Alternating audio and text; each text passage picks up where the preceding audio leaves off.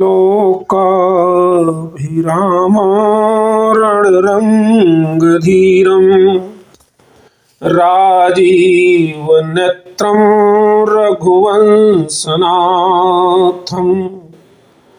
कारुण्यरूपं करुणाकरं तं श्रीरामचन्द्रं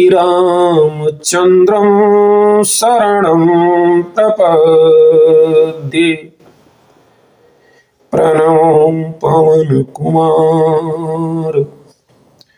खलवन पावक ज्ञान घन जास हृदय आगार बसहि राम सर चाप धर। जय श्री राम। मानस चर्चा में सभी भगवत भक्तों का स्वागत है। आज हम चर्चा करेंगे हनुमान जी के कार्य, उनके गुण आदि पर। जैसा कि हमने बताया कि हम चर्चा करेंगे हनुमान जी पर और हनुमान जी का जो कार्य है उस पर। तो हनुमान जी का मुख्य कार्य क्या है आप सब जानते हैं, प्रसिद्ध है। हनुमान जी का एक ही कार्य है, राम काज करिबे को आतुर। और राम जी का कार्य क्या है, निश्चरहीन करहूं वही। इन सभी कार्यों के लिए निश्चरहीन करहूं वही जो मुख्य कार्य है, उसके लिए हमें क्या चाहिए, हमारे अंदर क्या होना चाहिए, वो सभी चीजें हनुमान जी के अंदर हैं। वो क्या हैं, हनुमान जी के बारे में गोस्वामी जी हनुमान चालीसा में कहते हैं, विद्यावान गुणी अति चातुर। और हनुमान जी राम काज करिबे को आतुर, अर्थात किसी भी कार्य, हम राम काज की बात कर रहे हैं, किसी भी कार्य को करने के लिए हमें गुणी होना चाहिए और कार्य करने की आतुरता भी होना चाहिए, चातुर्य भी होना चाहिए। यह सभी चीजें जब होती हैं तभी हम अपने कार्य को संपन्न करते हैं। यहां एक प्रश्न उठता है कि गुणी कौन है, गुणी कौन है। शास्त्रों के अनुसार इसका बड़ा ही सरल उत्तर भी है, जो रघुवीर के चरणों में अनुराग करता है और शास्त्रों को जीता है वही गुणी है। और इसकी परिभाषा तो बाबा गोस्वामी तुलसीदास जी ने मानस में बड़ा ही स्पष्ट कर दिया है, सोई गुणज्ञ सोई बड़ भागी, जो रघुवीर चरण अनुरागी। सोई गुणज्ञ सोई बड़ भागी, जो रघुवीर चरण अनुरागी। दूसरे के मन और दूसरों के धन का हरण अपने गुणों से तो वेश्याएं करती हैं और अपने को चतुर समझती हैं, पर वे गुणी नहीं हैं, पर वे गुणी नहीं हैं। वे हैं, गुणी कौन है, गुणी वे हैं जो भगवान का भजन करते हैं। बड़ा ही सुंदर कहा गया है, पर मन पर धन हरण को वेश्या परम प्रवीण।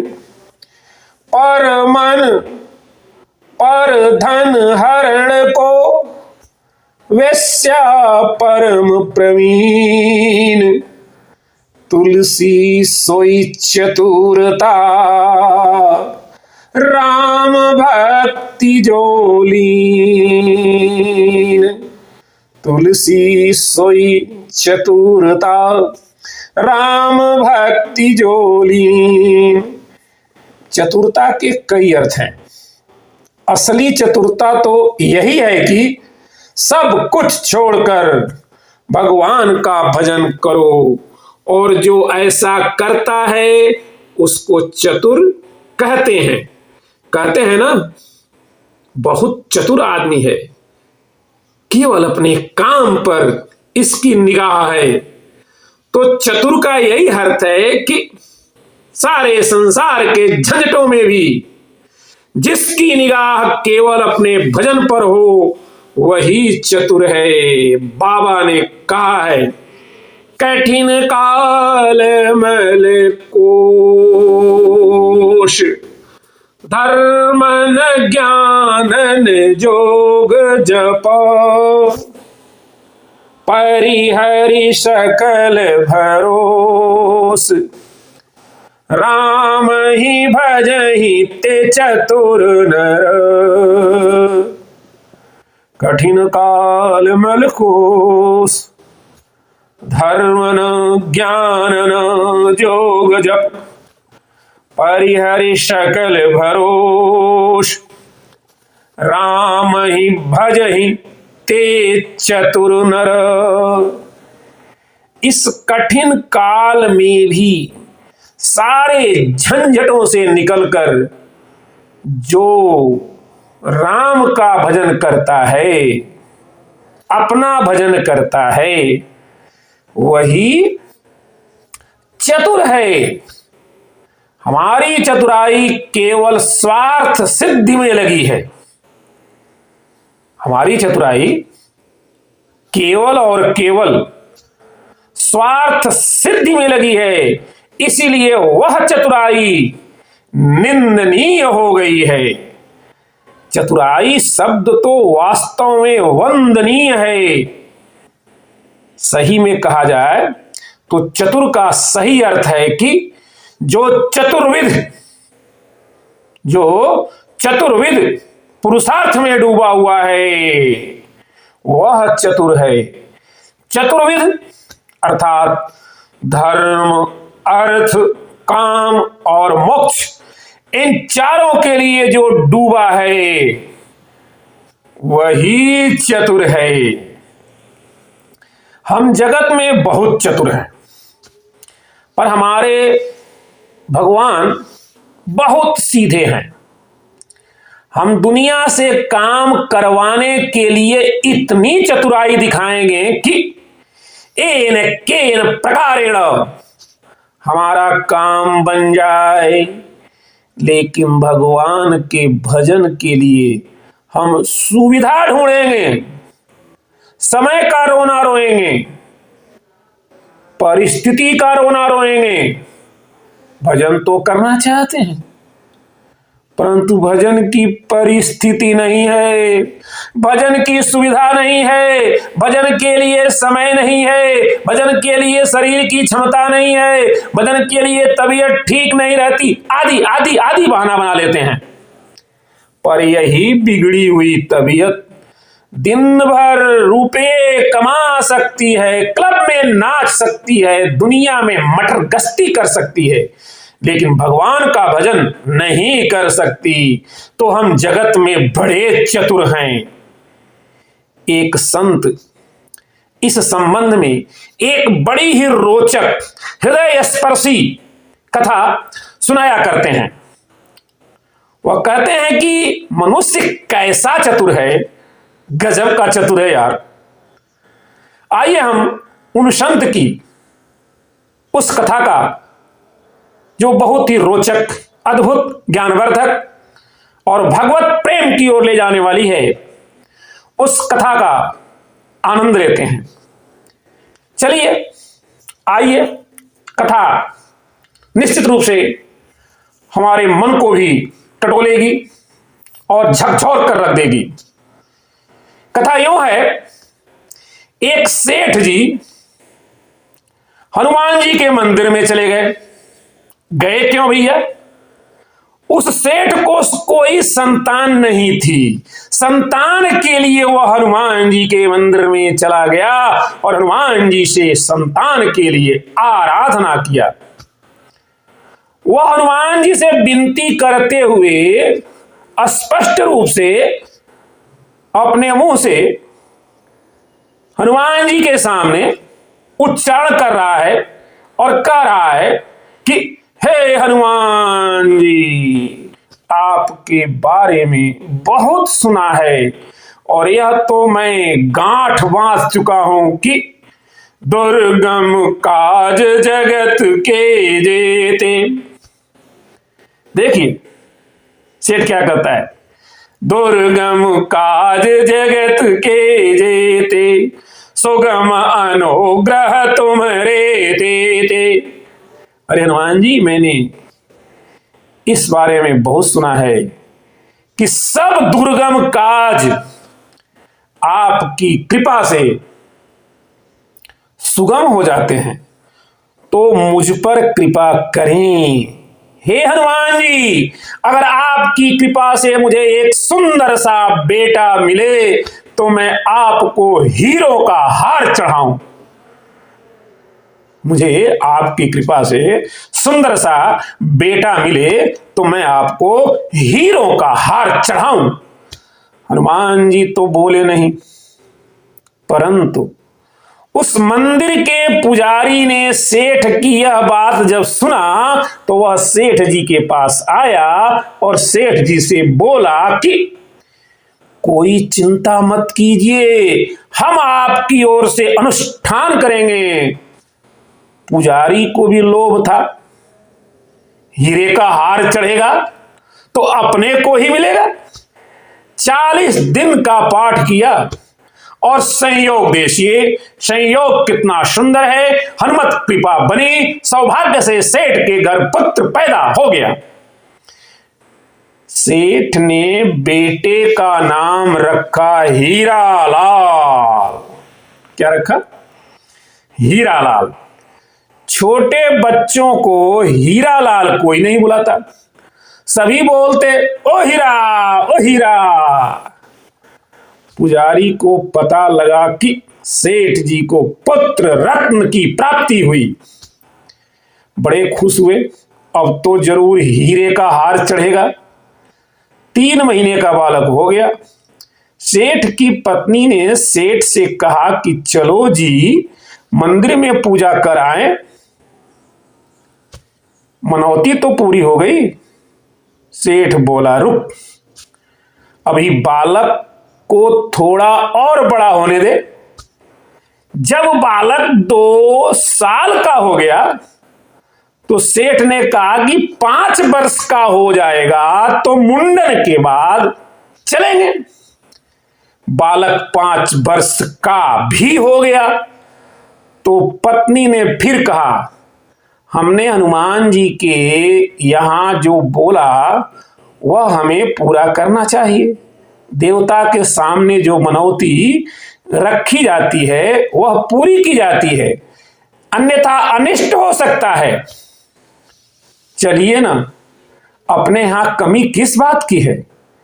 इसी बालक के नाम पर एक हीरे का हार चढ़ाने को कहा है तो वह चढ़ा दें।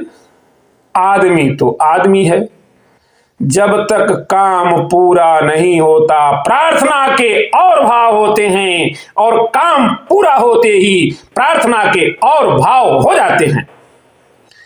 पत्नी ने मनौती पूरा करने के लिए बहुत आग्रह किया, इसलिए ऐसी ही पत्नियों को धर्म पत्नी कहा जाता है। पति का धर्म से क्या संबंध, चलो देर ही सही। एक दिन तय हो गया। तय दिन को सेठ ने बोला, अच्छा चलो जी हीरे का हार चढ़ाएं। पुजारी को भी समाचार मिल गया, सेठ जी आ रहे हैं हीरे का हार चढ़ाने। पुजारी बहुत खुश हैं। उसने मंदिर को धोया, चोला चढ़ाया, अगरबत्ती जलाई, पुष्पमाला चढ़ाई और अब पत्नी से, अब इन सब चीजों के बाद पुजारी अपनी पत्नी से बोला, आज तो हमारे भाग्य के द्वार खुलने वाले हैं, आनंद होगा। हीरे का हार, चाहे अंगूठी या नथ, जो भी बनवाना, जो चाहो सो बनवाना। सेठ सपरिवार मंदिर आया, पूजा करवाया, पूजा सब संपन्न हो गई, माथा टेक दिया। बार बार पुजारी की पत्नी देखे, पुजारी भी देखे कि सेठ जी के हीरों का हार कहाँ है। पुजारी की पत्नी को रहा न गया, उसने कहा कि सेठ जी हीरे का हार तो चढ़ाइए। यहां तो सेठ चतुर, परम चतुर सेठ है। सो वह लड़के के गले में सुंदर फूले का हार पहना कर ले गया था और वही फूलों का हार उतार कर हनुमान जी के चरणों में चढ़ा दिया और बोला कि यह लो हीरे का हार। पुजारी बोले, क्या मतलब है? सेठ लड़के की ओर इशारा करके बोला, यह हीरा ही तो है और मैं इसी का हार तो चढ़ा रहा हूं। हीरा के गले का हार सेठ हनुमान जी के चरणों में चढ़ाकर चला गया। पुजारी ठन ठन गोपाल होकर रह गए। इस प्रकार हम पाते हैं कि भगवान से चतुराई, भजन में चतुराई, जीवन में चतुराई, दूसरों से चतुराई, दूसरों का पैसा कैसे अपनी जेब में आए, आदि आदि चतुराई में हम डूबे हैं। पर जो अपने इन मन के विकारों को छोड़कर स्वयं को भजन में लगा दे, वही चतुर है। लेकिन हम लोग तो उसको चतुर मानते हैं जो जैसे तैसे पैसा कमा ले। देखो वह कितना चतुर व समझदार है, कहां से कहां पहुंच गया। परंतु हनुमान जी के गुणी और चातुर होने का अर्थ कदापि कदापि यह नहीं है, बल्कि यह है कि सब कुछ छूट सकता है, सब कुछ छूट सकता है, किंतु प्रभु की सेवा, प्रभु का सुमिरन नहीं छूट सकता है। और यही बात हनुमान जी ने रावण को समझाया भी है। रावण किसी की बात सुनने को तैयार नहीं है, पत्नी की, परिवार की, किसी की भी सुनने को तैयार नहीं है। मानस में तो अनेक संकेत मिलते हैं कि रावण को कुंभकर्ण ने समझाया, मेघनाद ने समझाया, अंगद ने समझाया, विभीषण ने समझाया, मल्यवान ने समझाया, प्रहस्त ने समझाया, मारीच ने समझाया, काल नेमि ने समझाया, पर वह तो किसी की भी सुनने को तैयार नहीं हुआ। अब देखिए हमारे हनुमान जी ने तो चारों प्रकार से ही रावण को समझाया, चारों प्रकार से, साम दाम दंड और भेद, इन चारों प्रकार से रावण को हनुमान जी ने खूब समझाया। अच्छा, साम माने हाथ जोड़कर समझाया। बाबा ने लिखा है, बिनती करहूं जोरी कर रावण, सुनहु मान तजी मोर शिखावन। नहीं माना, शाम नहीं माना। अब उन्होंने दाम से समझाया। अच्छा, दाम का मतलब क्या होता है? दाम यानी लोभ से समझाया। और हनुमान जी ने कहा कि अरे रावण, राम चरण पंकज उर्धर हो, लंका अचल राजू तुम करहु। राम चरण पंकज उर्धर हो, लंका अचल राज तुम करहु। पर नहीं माना, तो फिर हनुमान जी ने दंड से अर्थात भय से भी समझाया। क्या कहा? अगर तुम नहीं मानोगे तो क्या होगा? शंकर सहस विष्णु अजितो ही सकहि न राखी, राम कर द्रोही। शंकर सहस विष्णु अजितो ही, सकहि न राखी, राम कर द्रोही। फिर तुमको सैकड़ों ब्रह्मा विष्णु महेश भी नहीं बचा पाएंगे। अतः तुम राम द्रोह छोड़ दो। फिर भी नहीं माना तो फिर हनुमान जी ने भेद का सहारा लिया। और भेद, भेद का मतलब भेद से, अर्थात हनुमान जी ने उसे कपट से भी समझाया। हनुमान जी ने सारी लंका जलाकर राख कर दी, केवल पर एक विभीषण का गृह छोड़ दिया। बाबा ने लिखा, एक विभीषण कर गृह नाही, एक विभीषण कर गृह नाही। रावण और विभीषण में भेद डाल दिया और परिणाम यह हुआ कि अंत में विभीषण रावण को छोड़कर राम की शरण में आ ही गया। वैसे इसमें कोई भी बुराई नहीं है, क्योंकि यदि अज्ञानतावश या मानसिक कमजोरी के कारण कोई सज्जन दुर्जन के चंगुल में फंस गया हो, तो उस सज्जन को एन केन प्रकारेण उस दुर्जन के चंगुल से निकालकर परमात्मा के संपर्क में लाना चाहिए ही। और परमात्मा के संपर्क में लाना कपट नहीं है, बल्कि नीति है। तो दुर्जन से सज्जन को हनुमान जी ने दूर कर दिया। रावण को जब यह पता लगा कि पूरी लंका जल गई, केवल विभीषण का घर बचा है, तो रावण का माथा उसी समय ठनक गया था कि यह विभीषण लगता है इस बानर से अंदर ही अंदर मिला हुआ है, इसी ने उसे मृत्यु दंड से बचाया। जैसा कि कहा भी है, नीति विरोधन मारिय दूता। इसी ने बोला था कि आन दंड कछु करिय गोसाई। और उसी आग को रावण हृदय में लिए बैठा रहा। अंत में रावण ने विभीषण पर लात का प्रहार कर दिया, जा उसी तपस्वी की शरण में जा, तो साम दाम दंड भेद चारों नीतियों का जो जीवन में पालन करता हो,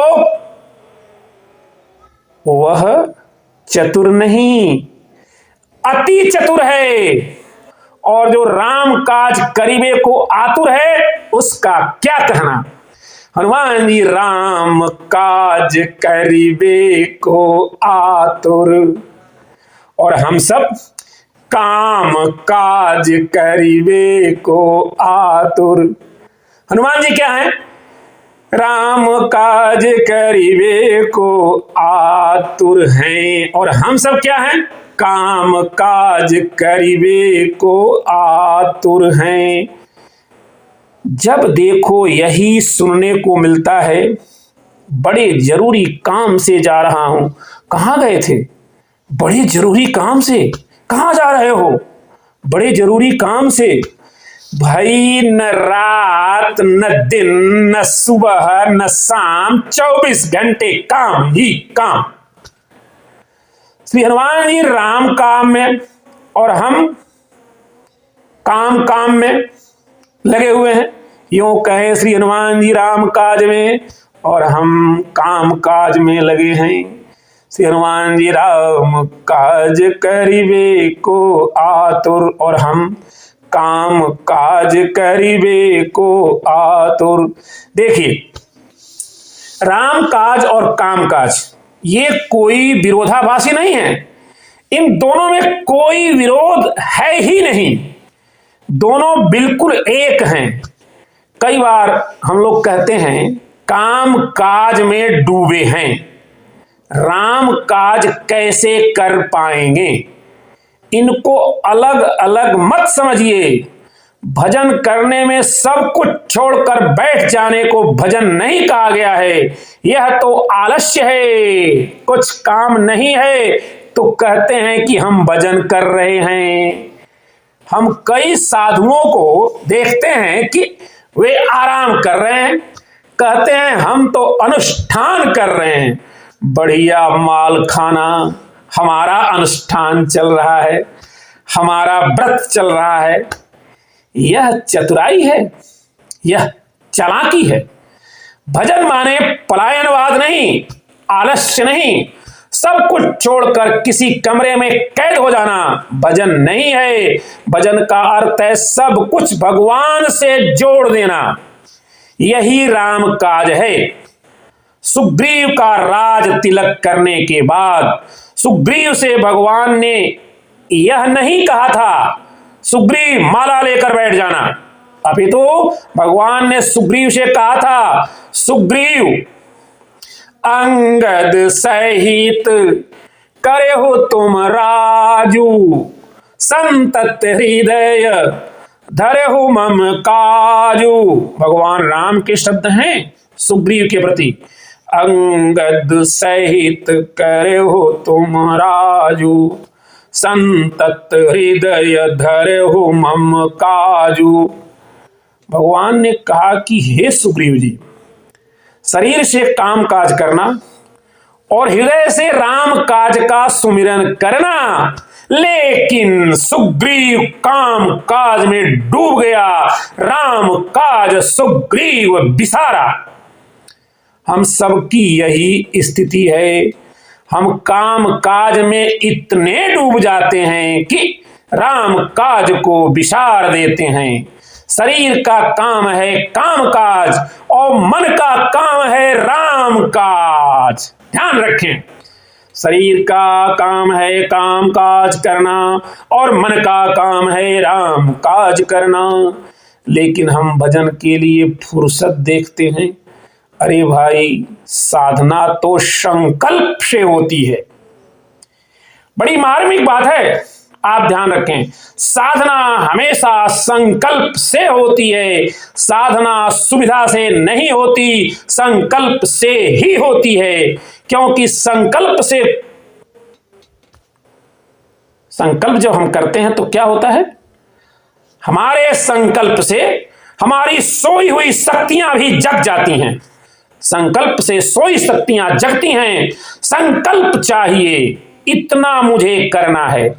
आपने देखा होगा कि सुविधा से नहरें निकला करती हैं, सुविधा से नहरें निकला करती हैं। उनका सर्वे होता है, उनका नक्शा बनता है, उनकी खुदाई होती है, उनकी पटरियां बनाई जाती हैं। लेकिन सुविधा से निकली नहर 100, 200, 400, 300 किलोमीटर जाकर खत्म हो जाती हैं, समाप्त हो जाती हैं। लेकिन नदियां संकल्प से निकलती हैं। नदी का संकल्प है कि मुझे महासागर से मिलना है। उसको यह भी मालूम नहीं कि महासागर किस दिशा में है, मार्ग कौन सा है। नक्शा व एटलस लेकर नदियां नहीं चलती। छोड़ दिया हिमालय, बाबुल का घर छोड़ दिया, चली प्रियतम से मिलने के लिए। परिणाम क्या होता है, बड़े बड़े हिमालय के शिखरों को चूर्ण करती हुई, बड़े बड़े रेगिस्तान को व टीलों को ढहाती हुई, बड़ी बड़ी झीलों को भरती हुई एक दिन नदी महासागर से मिल जाती है। जीवन में संकल्प था कि मार्ग में आने वाली विघ्न बाधाओं के कारण भी रुक नहीं पाई। और यह नियम जब तक संकल्पवान के मार्ग में बाधाएं नहीं देती, यानी संकल्पवान के मार्ग में जब तक बाधाएं नहीं आती, विघ्न नहीं आते, तब तक उसके कार्य में तेजी भी नहीं आती।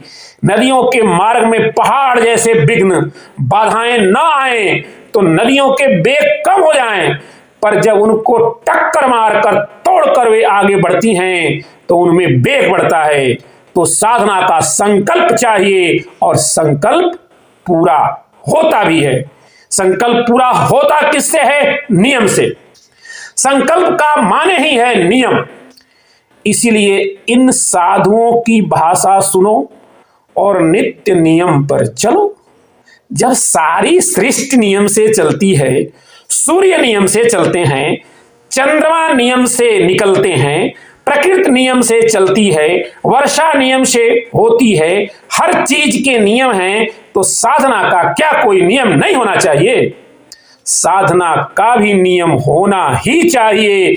नियम से ही निष्ठा पैदा होती है, निष्ठा से ही रुचि बनती है, और जब रुचि बनने लगती है तो रुचि से आसक्ति होने लगती है, आसक्ति से भाव बनने लगते हैं, भाव ही परमात्मा के प्रेम में परिवर्तन हो जाते हैं।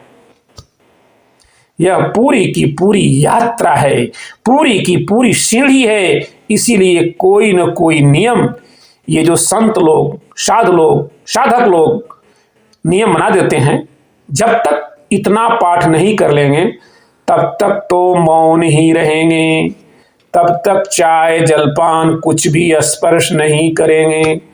तो कोई न कोई नियम होना चाहिए, और कोई नियम पालन तब होता है जब नियम छोटा होता है। जितना नियम छोटा होगा उतना ही आनंद से उसका पालन होगा। सो रहे हो खर्राटे लेकर, तो नियम कौन पूरा करेगा? अपने को ही पालन करना पड़ेगा। तो जीवन में नियम चाहिए, साधना का संकल्प चाहिए, फिर उसके लिए सातत्य का स्वभाव भी चाहिए। जो नियम लिया है अखंड सतत चाहिए। साधना का नियम है, साधना अगर एक दिन भी छूट गई तो वहीं से शुरू करनी पड़ती है जहां से प्रारंभ की थी। साधना हम कुछ दिन तो करते हैं, कुछ दिन छोड़ देते हैं, और फिर वही उठक बैठक 2 दिन चले, 3 दिन वापस हो गए, ऐसा नहीं हो। और संकल्प जीवन में लिया है उसकी सुरक्षा भी चाहिए। आपने अपने जीवन में जो संकल्प उठा लिया है उस संकल्प की सुरक्षा भी आपको ही करनी है। जैसे हमने पौधा तो बहुत अच्छा लगाया, लेकिन बाड़ लगाना भूल गए, बच्चों ने तोड़ दिया, गाय भैंस बकरी कुतर गई, जल नहीं दिया, सूख गया, माथा पकड़ कर रोते रहे, अरे राम राम इतना महंगा पौधा लगाया था, सूख गया। सुरक्षा चाहिए, पर उसकी सुरक्षा नहीं कर पाते। कैसा स्वभाव हो गया है? जैसे हम अपने घर में प्रतिदिन झाड़ू लगाते हैं, बुहारी लगाई, चलो कूड़ा निकाला, कूड़े को बाहर फेंक दिया, तो कूड़ा तो घर के बाहर निकल गया, पर घर के खिड़की दरवाजे बंद करना भूल गए तो हवा का झोंका आया और वही कूड़ा फिर घर में आ गया। फिर बुहारी लगाई, फिर कूड़ा बाहर फेंका, फिर खिड़की दरवाजा बंद करना भूल गया, फिर झोंका आया, फिर कूड़ा अंदर। पूरी जिंदगी हमारी बुहारी लगाते कूड़ा फेंकने में निकल जाएगी, और अंत समय हमारे एक हाथ में बुहारी और एक हाथ में कूड़ा ही रहेगा। दिन में हम 4 सीढ़ी चढ़ते हैं और रात को 5 सीढ़ी नीचे उतर जाते हैं। दिन में गीता का पाठ कर लिया, रात्रि को मनोहर कहानी पढ़ ली। आहा, दिन में गीता का पाठ, रात को मनोहर कहानियां। प्रातःकाल मंदिर हो आए, सायंकाल मदिरालय चले गए, सुबह सत्संग कर लिया, सायंकाल सिनेमा देख लिया। दिन में चढ़े, रात में गड्ढे में उतर गए, तो जीवन पूरा का पूरा घसीटन बन गया। 2 नाव में सवारी। भोग भी चाहते हो, भगवान भी चाहते हो। स्वामी राम तीर्थ जी के जीवन की बड़ी मार्मिक घटना है। देखो, सीखना हो तो छोटे से भी सीखा जा सकता है। अगर हमारे अंदर सीखने की ललक है तो हम अपने से छोटे इंसान से भी सीख सकते हैं, और ना सीखना चाहें तो गुरु की बाणी भी ठुकराई जा सकती है, उसमें भी कुतर्क किया जा सकता है। सती सीखने को तैयार नहीं। शंकर जी की बाणी में 1000 तर्क कर दिए कि कैसे भगवान है या भगवान नहीं हो सकते, ऐसा है वैसा है, और जिसको सीखना है वह चपरासी से भी सीख सकता है, जिसको नहीं सीखना है वह सदगुरु से भी क्या सीखेगा। जब स्वामी राम तीर्थ जी के मन में वैराग्य जागा तो उस समय वह लाहौर विश्वविद्यालय में प्राध्यापक थे। एक इनकी बिटिया थी, तो घर छोड़ें तो बिटिया का क्या होगा, बंगले का क्या होगा, परिवार का क्या होगा, पत्नी का क्या होगा। भीतर से हिलोरे हैं, मन ऊहापोह में था। प्रातःकाल बंगले में टहल रहे थे। कई बार आपने देखा होगा कि बड़े लोग किसी चिंता में डूबे टहलते रहते हैं। अचानक उनकी निगाह नीचे गई। अपनी धुन में इधर उधर टहल रहे थे। मेहतरानी बुहारी लगाने आई थी। उस समय थोड़ा छुआछूत भी ज्यादा था। अब इधर झाड़ू लगाए या उधर उधर झाड़ू लगाए तो बड़ी मुश्किल कि झाड़ू कैसे लगाए, चूंकि उनके ऊपर धूल चली जाती। जब बहुत देर हो गई, यह इधर आए तो मेहतरानी उधर बचे। बाबूजी कैसे बचे? मेहतरानी बोली, बाबूजी एक तरफ हो जाइए। मेहतरानी ने तो अपने हिसाब से कहा कि आप एक तरफ हो जाओ तो मैं झाड़ू लगाऊं। मेहतरानी ने तो वैसे ही स्वाभाविक बोल दिया कि बाबूजी एक तरफ हो जाओ, तो एकदम हृदय में चोट कर गई मेहतरानी की बात, और उसी समय फिर बंगले में नहीं गए, बंगले के अंदर नहीं गए, वहीं से एक तरफ हो गए, बाहर हो गए। बंगले को आंख उठाकर देखा भी नहीं, बंगले के बाहर निकल गए, क्योंकि मेहतरानी ने मार्गदर्शन दे दिया। बाबूजी एक तरफ चलो, चाहे इधर चलो, चाहे उधर चलो। तो जीवन का निर्णय, उसकी सुरक्षा, उसका संकल्प, उसका सातत्य, तब जीवन में साधना होती है। एक निर्णय करो कि हमको किधर जाना है। स्वर्ग जाना है तो फिर स्वर्ग की चिंता, स्वर्ग का ही वातावरण, स्वर्ग का ही स्मरण। फिर नरक जो होगा सो होगा, हमको नहीं मालूम। नरक भोगना हो तो पूरा भोगो, स्वर्ग अगले जन्म में देखेंगे। लेकिन दोनों तरफ पैर रहेंगे तो घसीटन हो जाएगी। जैसे जिस गाड़ी में आगे पीछे दोनों ओर बैल जोड़ दो, गाड़ी के आगे पीछे दोनों ओर बैल जोड़ दो तो क्या गाड़ी चलेगी? वहीं की वहीं रहेगी। दूसरी घटना, यदि हमारे वृंदावन में आप आए होंगे तो रंग जी के मंदिर के पास दूसरा मंदिर है लाला बाबू का। इनके जीवन की भी बड़ी विचित्र घटना है। यह कोलकाता के राजा थे। सायंकाल लान में बाहर बैठे थे। धोबी और धोबिन कपड़ा धोकर आए। अंदर धोबी कपड़े की गठरी लेकर गया तो गठरी खुलवा कर गिनवानी पड़ती थी। गठरी गिनवाए, गठरी में कितने कपड़े हैं। देर हो गई। उस समय हावड़ा का पुल नहीं बना था, नाव भी बहुत कम थी। बहुत देर हो गई तो धोबिन ने बड़ी जोर से बाहर से बोला कि दिन गईलो पोरे चौल। लाला राजा बाबू ने पूछा कि तुम इनसे क्या कहती हो? तो वह घबरा गई। राजा साहब, मैंने तो कोई ऐसी बात बोली नहीं। बोलो बोलो, अभी क्या बोल रही थी? तब वह बोली, मैंने तो ऐसा कुछ भी नहीं बोला। बोले, अभी अभी तुम क्या बोल रही थी? बोली, हमारा जो मानुष है वह अंदर गया है, बहुत देर हो गया, अभी तक आया नहीं, इसीलिए कह रही थी कि दिन गईलो पोरे चौल, दिन जाने वाला है, पार जाना है, कैसे चलोगे? दिन जाने वाला है, पार जाना है, कैसे चलोगे? रात हो गई। इतना सुनना था कि लाला बाबू उसी वक्त ट्रेन पकड़कर वृंदावन आ गए। दिन जा रहा है, पार कब उतरोगे? जीवन जा रहा है, कब पार उतरोगे? हम काम काज को तो आतुर हैं, पर राम काज को आतुर नहीं हैं। साधना में संकल्प चाहिए, तप चाहिए और सुरक्षा चाहिए। राम काज करिवे को आतुर।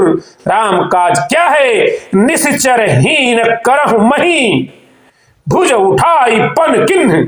राम का एक ही कार्य है राक्षसों का विनाश करना, राक्षसी प्रवृत्ति का नाश करना, और इसी राम काज में हनुमान जी लगे हुए हैं। पूंछ में लपेट लपेट कर राक्षसों को मारना यह हनुमान जी का एकमेव जीवन का कार्य था। भगवान का भजन करना हनुमान जी का एकमेव जीवन का कार्य था। राम काज करिवे को आतुर, और राम जी का एकमात्र कार्य था निश्चर हीन करहु मही। इस प्रकार जब हम अपने कार्य काज में लगे रहते हैं तो हमारा काम सफल होता है, और हमें प्रभु के भक्त हनुमान जी पर विश्वास करते हुए हमेशा अपने कार्य में, अपने कार्य की पूर्णता में, राम काज में, भक्ति में लगकर अपने जीवन का उद्धार करना चाहिए। तभी हमारे ऊपर प्रभु श्री राम की और हमारे हनुमान जी की कृपा बनती है। आज के लिए आप सभी को जय श्री राम, जय हनुमान।